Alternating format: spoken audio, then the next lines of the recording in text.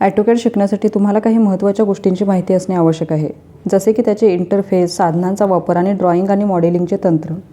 मराठीत ऑटोकॅड शिकण्यासाठी खालील मार्गदर्शक तुम्ही वापरू शकता. पहिला आहे ऑनलाईन व्हिडिओ ट्युटोरियल्स. यूट्यूबवर मराठीत ऑटोकॅड शिकवणारे अनेक व्हिडिओ उपलब्ध आहेत.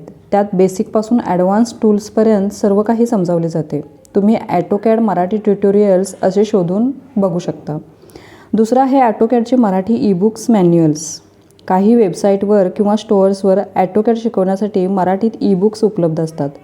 ही पुस्तके तुम्हाला ॲटोकॅडचे बेसिक समजावून सांगण्यासाठी मदत करतात.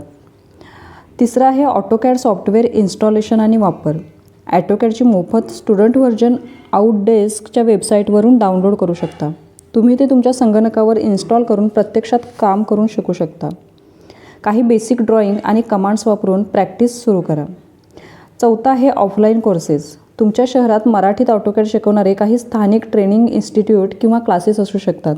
तिथे जाऊन प्रशिक्षण घेऊ शकता. पुणे, मुंबई आणि नागपूरसारख्या शहरामध्ये मराठीत ऑटोकॅड शिकवणारे विविध संस्थाने आहेत. पाचवं म्हणजे ॲटोकॅडचे टूल्स आणि इंटरफेस समजून घ्या.